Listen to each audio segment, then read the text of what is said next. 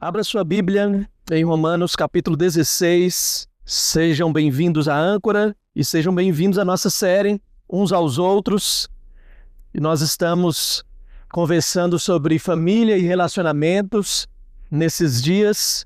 E esse é um texto que, apesar de nunca ter pregado aqui na Âncora, já preguei em outros lugares e eu tenho um carinho por diversas lições desse texto aqui. Romanos 16, nós vamos ler a partir do verso 1, para falarmos nessa noite sobre famílias a serviço de Deus. Famílias a serviço de Deus. Dentro aqui da nossa série Uns aos Outros, vamos falar sobre famílias famílias a serviço de Deus. Romanos 16, nós vamos ler do verso 1 até o verso 16. São versículos pequenos, faremos toda essa leitura. Diz assim: recomendo-lhes a nossa irmã Febe, que está servindo na igreja de Cencreia, para que vocês a recebam no Senhor como convém aos santos e a ajudem em tudo o que de vocês vier a precisar. Porque ela tem sido protetora de muitos, inclusive de mim. Saúdem Priscila e Áquila, meus cooperadores em Cristo Jesus, os quais pela minha vida arriscaram a sua própria cabeça. E isso lhes agradeço, não somente eu, mas também todas as igrejas dos gentios. Saúdem igualmente a igreja que se reúne na casa deles. Saúdem meu querido Epêneto, primeiro fruto da fé em Cristo na província da Ásia. Saúdem Maria, que muito trabalhou por vocês. Saúdem Andrônico e Júnias, meus parentes e companheiros de prisão, os quais são bem conhecidos entre os apóstolos e estavam em Cristo antes de mim. Saúdem Amplíato, meu querido amigo no Senhor. Saúdem Urbano, que é o nosso cooperador em Cristo, e também meu amado Estaques.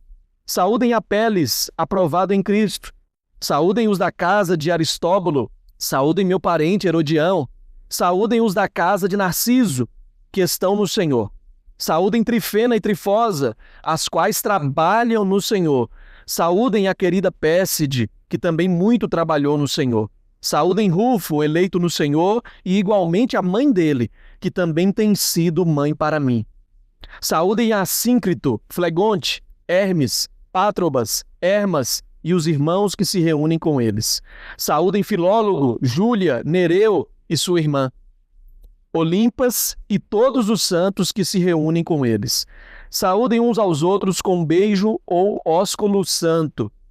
Todas as igrejas de Cristo mandam saudações. Que o Senhor nos abençoe pela sua palavra. Eu sei que você olhou essa lista de nomes e pensou assim, que lista de nomes aleatória? Alguns nomes engraçados, curiosos, alguns, quem sabe, sugestivos. Já pensou quando a Ruth tiver filhos e vier assim, gêmeos, e for duas meninas? Olha aí, Trifena e Trifosa. Já pensou quando a Brenda, tiver aí com o João, seus primeiros? Olha aqui a lista. Quando tiverem dúvida, pensa assim, olha, marquem na Bíblia, lista de possíveis nomes para os nossos filhos, Amanda, Michel, coloquem aí no cabeçalho aí da Bíblia, coloca aí, ó, lista de possíveis nomes. Aí vocês dão uma conferida, quem sabe, Rufo, Amplíato, olha aí, Nereu, Flegonte, Filólogo, são muitos possíveis nomes. Agora deixa eu fazer uma pergunta para vocês. Se você tirasse um retrato da sua família, com o que esse retrato se pareceria?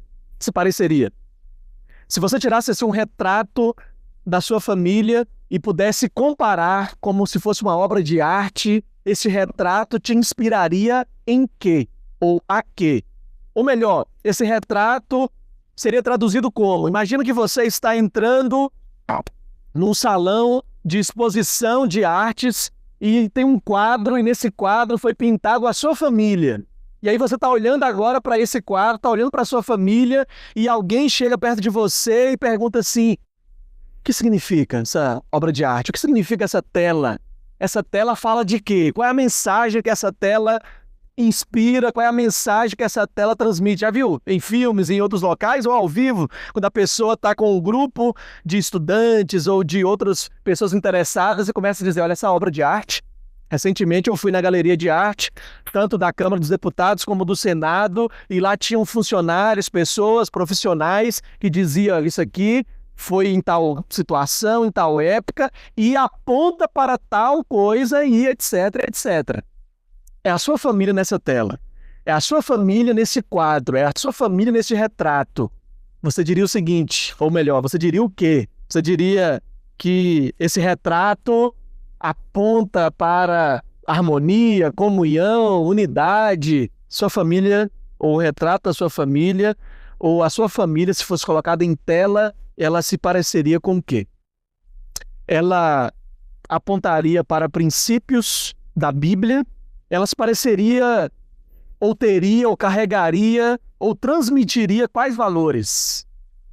Se olharmos para a Bíblia, irmãos, nós vemos retratos de várias famílias cujo principal aspecto da sua tela, do seu retrato, foi servir.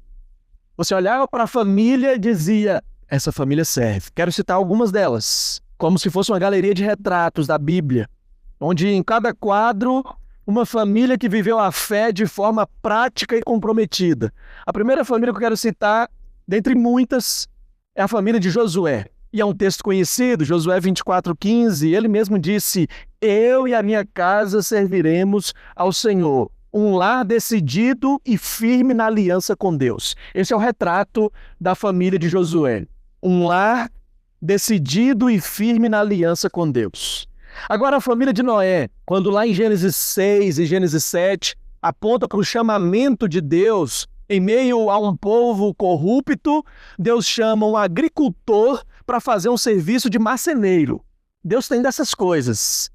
Noé não tinha habilidade nenhuma, nem prática nenhuma com madeira, mas foi lá Deus dar essa missão para alguém tão improvável. Mas a família de Noé, em meio à corrupção, o texto diz, e lá só diz isso, na Bíblia inteira só diz essas características para Noé, Josias e Jó. Lá fala o seguinte, que Noé era homem íntegro, reto e se desviava do mal. Só tem 3 homens na Bíblia que receberam esses elogios. Josias, rei Josias, Noé e Jó. Íntegro, reto e se desvia do mal. Alguém parecido com eles também recebeu um elogio parecido, assim, que foi Barnabé, lá em Atos, que diz que era um homem bom, cheio do Espírito e de fé. Esse é o retrato da família de Noé. Sua casa obedecia ao Senhor e foi usada para salvar gerações. Outro quadro que eu quero mostrar, outro retrato, foi citado aqui por Paulo, é Priscila e Áquila. Lá em Atos 18 fala sobre esse casal e diz que era um casal que servia juntos no ministério. Hospedava igrejas em sua própria casa. A sua casa era a extensão da igreja.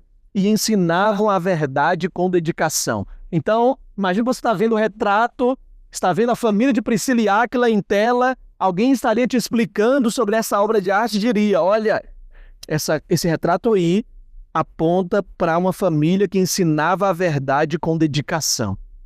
Outro retrato, a casa de Cornélio, lá em Atos 10. Uma família temente a Deus, generosa e pronta para receber a palavra. Olha só, eles ainda não conheciam o Senhor, conheceram através do apóstolo Pedro. É interessante às vezes a gente observar assim, famílias tão boas que a gente diz assim, olha, só falta Cristo reinando ali. Tem valores, são educados, tem isso, tem aquilo, mas não se esqueça. Jesus disse, sem mim nada podeis fazer, eu sou o único caminho, eu sou a verdade, eu sou a vida. Como dizemos lá em Minas, ser boa praça não é o suficiente. Só Cristo nos leva para o céu. Mas essa família tem um encontro com Cristo. E nesse retrato poderíamos ver temor, generosidade e a total abertura para receber a palavra de Deus. Última família que eu quero citar como um retrato nessa galeria é a família de Timóteo. Sua avó, Lloyd, e sua mãe Eunice. 3 gerações que passam a fé como uma herança viva. 2 Timóteo 1, verso 5. Quando Paulo fala de Timóteo, ele teve que falar sobre a sua avó, sobre a sua mãe, e diz assim: Timóteo, inspire-se na fé que a sua avó e a sua mãe tiveram, porque a fé delas me inspiram. Então você, como filho, se inspira também. 5 retratos dessa galeria de famílias bíblicas. Mas agora voltemos-nos para as nossas famílias. E a sua família? Qual será o retrato? Qual será a tradução da sua família nessa tela, nessa galeria? Quais serão as características? Quais serão os valores? Haverá características boas ou ruins? Inspirações ou negligências? Obediência ou indiferença? Olhando para Romanos capítulo 16, precisamos ter em mente que isso é muito mais do que uma lista de nomes aleatórios, engraçados, sugestivos, opcionais. Talvez. É mais do que isso. Paulo nunca esteve em Roma, apesar de tentar e de querer. Mas Roma era estratégico para uma parceria missionária, em especial para que a Espanha fosse alcançada por ele.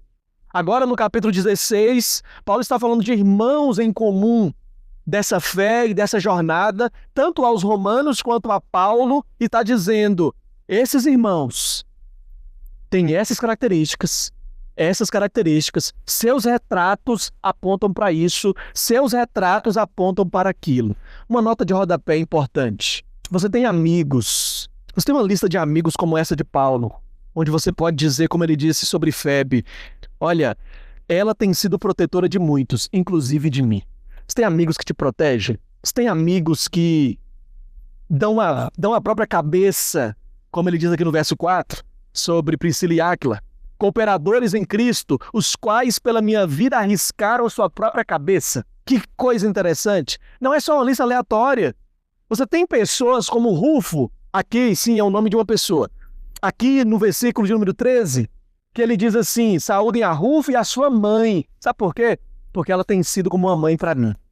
Diante disso, irmãos, o que Paulo está mostrando aqui são famílias, são amigos que se tornaram, nessa galeria de Paulo, inspirações no serviço ao Senhor. Eu queria então destacar 3 lições que aprendemos nesse capítulo sobre famílias que estão a serviço de Deus.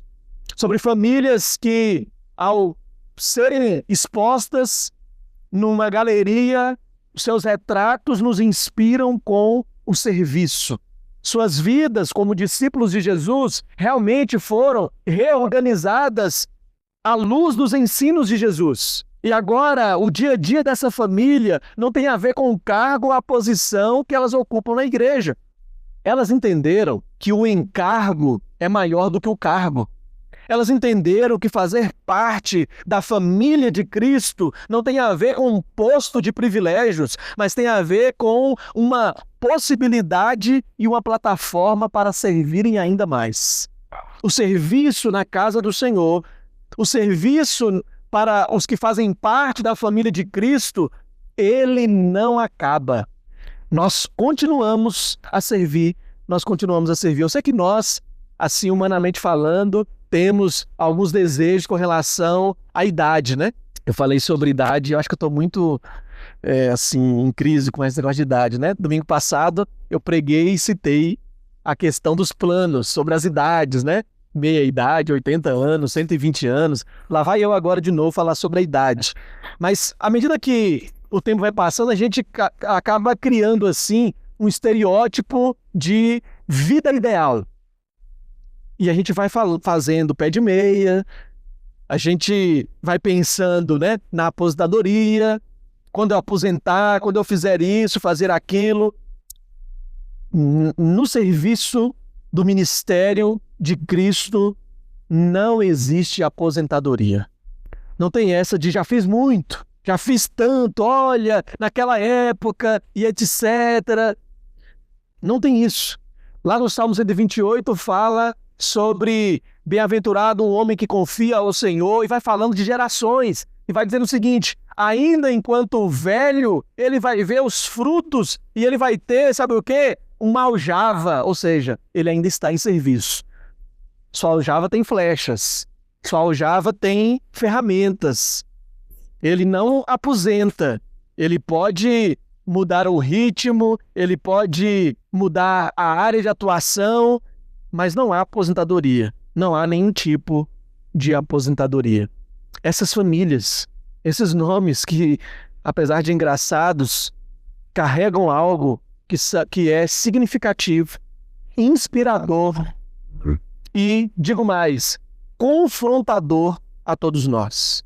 Em primeiro lugar, famílias que estão a serviço de Deus abrem suas casas para acolher os outros. Você viu a igreja que se reúne na casa deles. Saúdem Priscila e Áquila, cooperadores, e a igreja que se reúne na casa deles. Saúdem fulano e ciclano, mas saúdem também a igreja na casa deles. Sabe por quê? Porque a casa deles não é um lugar que eles descansam do tanto que trabalham no templo. A casa deles não é um dormitório. A casa deles é um altar estendido. A casa deles não é só um lugar onde eles dizem: pronto, cheguei aqui. Eu não sei você, mas às vezes é muito bom, né? A gente chegar na nossa casa e dizer assim: tô em casa. Você pode dormir, já deve ter experimentado disso.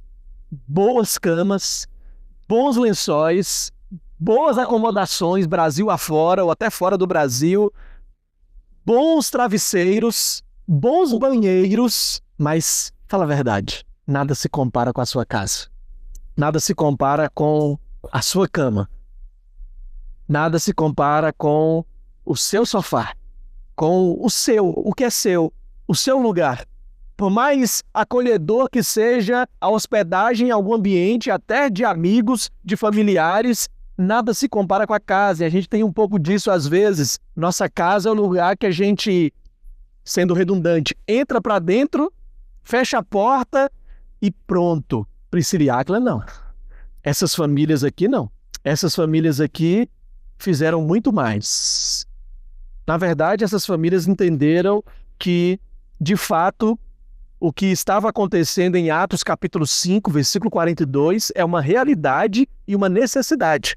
Lá diz assim: e todos os dias, no templo e de casa em casa, não cessavam de anunciar Jesus, o Cristo. Pastor Irlande Pereira de Azevedo, voltando a falar de idade, esse ano ele vai, se Deus permitir, comemorar 70 anos de ministério. Já vai aí para quase 90 anos de idade. E o velhinho é animado. Esses dias eu vi um vídeo dele convocando uma convenção estadual que ele vai ser o orador oficial. Mora em São Paulo e viaja aí para cima e para baixo pregando o evangelho. Ele diz o seguinte, que a igreja de Jesus, ela é um movimento pendular. Templo, casa. Templo, casa. Templo, casa. E está escrito na Bíblia isso mesmo. Atos 5:42. No templo e de casa em casa não cessavam de anunciar Jesus o Cristo. Tem uma canção antiga, não sei se é da Eichla, que uma parte diz: faça do meu lar, Senhor, um altar de adoração. Acho que é mais ou menos isso. Mas há pedidos nessa canção dizendo: faça do meu lar isso, faça do meu lar aquilo, faça do meu lar aquilo outro, todos os dias, diz a letra da canção. Faça do meu lar, Senhor. É justamente isso, irmãos, que nós estamos aprendendo. Aprendendo, como diz Hernandes Dias Lopes, a não abrirmos mão de fazermos da nossa casa a extensão da igreja do Deus vivo. Lembra daquele retrato? Lembra da galeria? Lembra da sua família? Você pode dizer que a sua casa é a extensão da igreja? Ou ela é uma fragmentação de uma vida que nós insistimos em criar gavetas? A gaveta da família, a gaveta do trabalho, a gaveta da igreja. É como se a gente tivéssemos uniformes invisíveis. E para cada ambiente que a gente está, a gente tem um uniforme, uma roupa, um tipo de vida. E a gente pensa em serviço somente quando estamos na igreja local. A gente chega e vestimos o uniforme. Hoje eu estou escalado para fazer tal coisa. Pronto, eu estou servindo a Deus. Como que você serve a Deus? A gente usa uma área da igreja. Só que não existem essas gavetas e não existem essas fragmentações no propósito de Deus para as nossas vidas. Viu que nós lemos lá no início, Colossenses 3, verso de número 17, que diz: seja em ação, seja em palavras, rendam graças ao Senhor. E é claro que há o texto muito conhecido de 1 Coríntios 10, 31. Quer comais, quer bebais, ou façais qualquer outra coisa, façam para a glória de Deus. É qualquer coisa, irmão. Sabe o que é qualquer coisa? Qualquer coisa. Essas famílias nos inspiram no serviço porque abriram suas casas para acolher pessoas. Quais pessoas? Talvez você pense, o apóstolo Paulo é bom. Eu acolheria. Já pensou? Ter uma mesa, um tempo de mesa com o apóstolo Paulo? Mas é mais do que isso. Muitas dessas famílias não tinham a ver apenas com o apóstolo ou o líder específico. Era como eles viviam. Era aquilo que eles faziam. Eles abriram suas casas para acolher pessoas. Em segundo lugar, essas famílias teriam como inspiração nessa galeria o fato de que, além de abrirem as suas casas, também abriram seus corações. Abriram suas casas para acolher. Abriram seus corações para consolar outros. Um dos nossos grandes desafios é que nós podemos correr o risco de olhar para o nosso retrato de família, para a nossa galeria e pensarmos e enxergarmos todas as necessidades que nós temos. Você talvez olhe para a sua família hoje e diga assim: nós precisamos disso, nós precisamos daquilo, nós precisamos daquilo outro, está faltando isso, está faltando aquilo, o dia que isso tiver, porque, se, quando... Lembra de 1 Reis capítulo 17? Quando o profeta Elias ouve da parte de Deus para ir para Sarepta, num tempo onde lá diz o seguinte: não chovia e tinha uma escassez enorme. Deus manda para onde? Para o lugar da escassez. O que ele vai fazer lá? Vai na casa de uma viúva. Mas por quê? Porque eu vou abençoar a viúva e vou abençoar a sua vida. E lá vai ele e fala com a viúva: me arruma um cadinho d'água aí, dona Maria.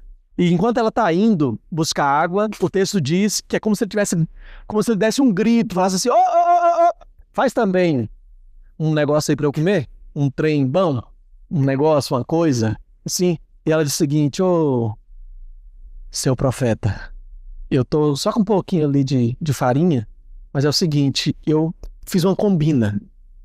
Eu vou fazer isso para mim, para os meus filhos, e depois a gente morre. Porque é isso que a gente tem para comer e vai ser dessa maneira. E aí ele fala o seguinte: faça lá, mas primeiro dê para mim. Depois faça o que você disse que ia fazer. Mas deixa eu te dizer uma coisa: depois que você der para mim e der para os seus filhos, nunca mais faltará comida para vocês. Agora eu não sei se você lembra como é que ela respondeu para ele. Primeiro ela disse o seguinte: não temos nada. É assim que diz o texto lá. Aí ela continua: a não ser... Lembra que Jesus fez uma pergunta, Mateus 14, de 14 a 21, para os discípulos? Os discípulos olharam para as multidões, seguindo Jesus, e pensaram consigo mesmo, planejaram, já queriam executar. O povo está com fome, é deserto e está tarde. Vamos falar com ele para despedi-los, para que essa multidão procure comida na circunvizinhança. Lá vão eles falar com Jesus e dizem um plano para Jesus. E Jesus diz assim: não, eu tenho outro plano. O plano é: vocês vão dar de comer para eles. Sabe o que eles dizem? Mas nós não temos nada, a não ser 5 pães e 2 peixes. E Jesus diz: entreguem para mim. Eles entregam para Jesus. Jesus levanta os 5 pães e 2 peixes e não pede para Deus multiplicar. Lê lá depois o texto. Ele não diz assim: Pai, multiplica agora em meu nome, né? Em nome de Jesus, em meu nome. Pá. Ele não fez isso. Ele diz: graças te dou, porque o Senhor me ouve. Mas eu sei que o Senhor sempre me ouve, só estou dizendo isso por causa da multidão. desceu o cesto e mandou distribuir. Em outras palavras, o que aconteceu lá em 1 Reis 17, e acontece também aqui em Mateus 14, em tantos outros momentos na Bíblia, é onde você e eu enxergamos necessidades, e não é que elas não existam, mas nelas existem também sempre a possibilidade de Deus multiplicar e usar em favor de outros. Era um tempo de perseguição, era um tempo difícil, mas nós vemos aqui Paulo dizer sobre a mãe de Rufo, ser como mãe para ele fala aqui de amigos, ele fala aqui de parentes, ele fala aqui de famílias que abriram seus corações, irmãos, para consolarem outros. Não é que eles não tinham problemas, porque às vezes nós fazemos métricas com relação assim, fulano, pastor, faz isso aí porque, né? Para ele é mais fácil. Não, a Amanda, ou não, o João, ou a Geraldina, ou o Daniel, ou o Davi, fazem isso porque não passam pela mesma coisa que eu passo. Às vezes a gente tem essas métricas para dizer o seguinte, é por isso que, é por aquilo que... Mas a verdade, irmãos, é que em meio aos desafios comuns à igreja do primeiro século, esses irmãos abriram suas casas para acolher e abriram seus corações para consolar. Consolar o apóstolo Paulo, consolar amigos. Nós cantamos aqui nessa noite, eu achei interessante, não tinha combinado com ninguém, né? Essa ideia de sermos casa, como igreja, como família, e essa expressão de que há lugar, e esse convite, venham todos os perdidos, venham todos os feridos. Irmãos, dizer isso abertamente assim e com profunda sinceridade no nosso coração é dizermos, estamos abertos. Sabe quando aquelas lojas têm aquelas plaquinhas, ainda tem algumas, né? Aberto e fechado. Quando está escrito aberto, eu fui em uma aqui em Taguatinga Norte esses dias, que estava escrito assim, pode entrar, ar-condicionado. Você, mesmo que você não queira nada lá, você fala assim, não vou entrar um pouquinho só para dar uma resfriada aqui, né? E você entra e o vendedor vem, posso te ajudar? Eu disse, não, só estou dando uma olhada mesmo, pode ficar à vontade aí. Há um convite, é convidativo. Você vai de alma aberta. O que essas famílias fizeram, essas famílias que estavam a serviço de Deus, foi abrirem os seus corações e dizer, estamos disponíveis. Estamos dispostos a consolar. Isso não exclui as dificuldades que estamos passando. Isso não exclui as necessidades que temos. Isso não exclui as carências. Isso não exclui as lutas. Isso não exclui. Pelo contrário, irmãos, apesar das lutas, apesar das necessidades, apesar dos desafios, somos chamados a vivermos uns aos outros, abrindo os nossos corações para consolar outras pessoas. Por último, o texto nos fala por pelo menos 3 vezes. Fala de Maria, fala de Trifena e Trifosa e de outras pessoas que trabalharam no Senhor. Para algumas delas, Paulo diz, e trabalharam muito no Senhor. A terceira e última lição é abrirmos as mãos para o trabalho. Abrir as nossas casas para o acolhimento, abrirmos os nossos corações para sermos instrumento de consolação e abrirmos as nossas mãos para trabalhar, para o trabalho, para nos engajarmos no serviço do Senhor. É impressionante como que o que fica destacado, ou um outro destaque para esse retrato das famílias que Paulo está colocando nessa galeria, são famílias que viam a igreja, viam tudo aquilo que eles estavam envolvidos como uma equipe que trabalhava.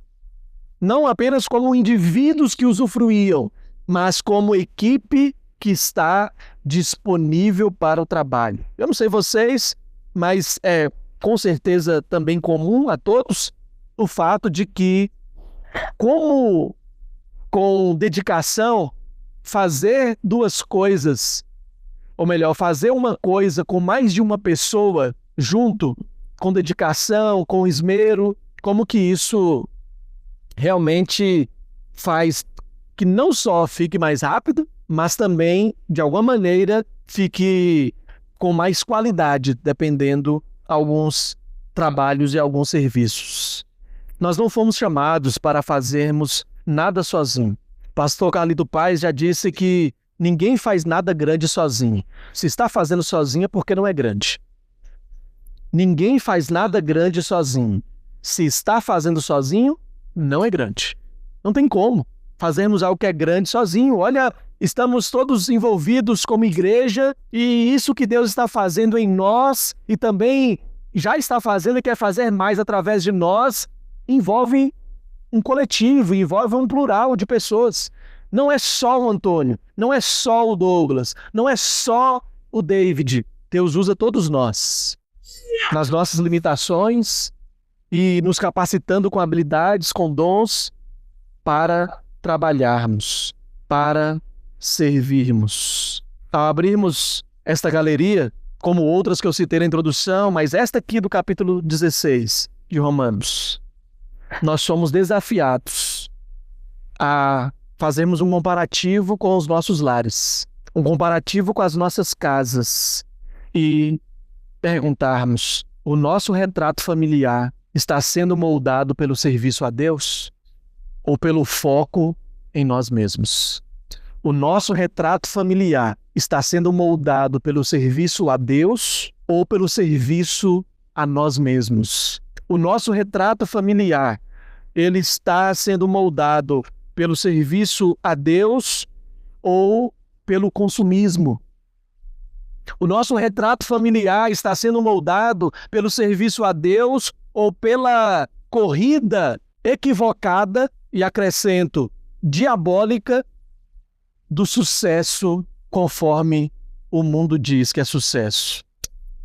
O nosso retrato familiar está sendo moldado pelo serviço a Deus ou pelas nossas cobiças próprias? O nosso retrato familiar, irmãos, está sendo moldado pelo serviço a Deus ou pelas nossas preferências e descansos que tanto dizemos que merecemos, no sentido de não nos envolvermos, porque ou não chegou a minha hora ou já passou a minha hora. Temos essas duas expressões. Isso não é mais para mim, ou isso ainda não é para mim.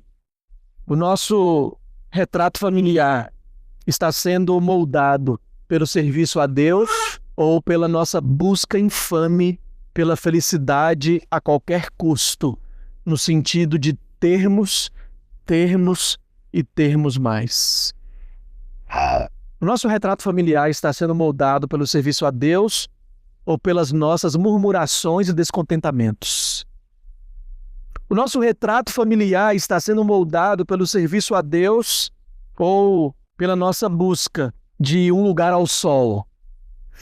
Nosso retrato familiar está sendo moldado pelo serviço a Deus ou pela busca pelas riquezas nesta vida? Você pode fechar os seus olhos. Juntos podemos orar pensando nesta mensagem.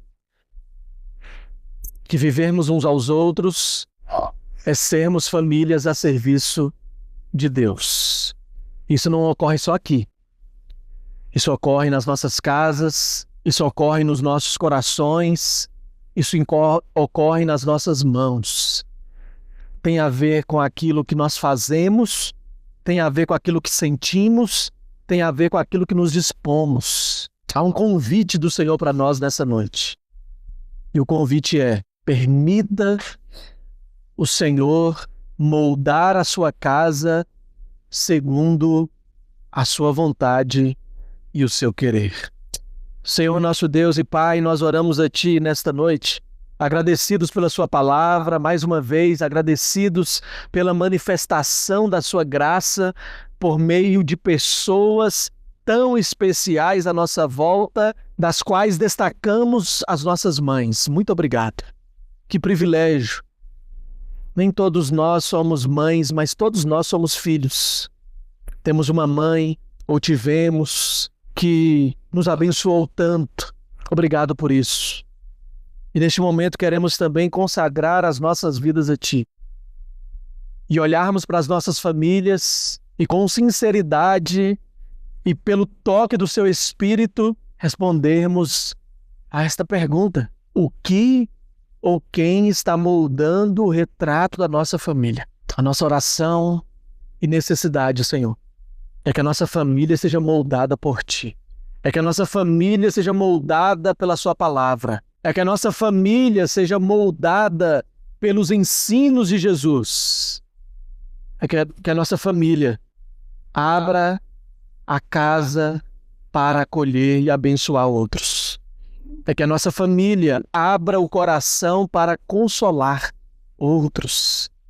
É que a nossa família abra as mãos para trabalhar para o Senhor. Quer comamos, quer bebamos, ou façamos qualquer outra coisa, nos ajude a fazermos para a Tua glória. Sê conosco, nos ajude. É a nossa oração, em nome de Jesus.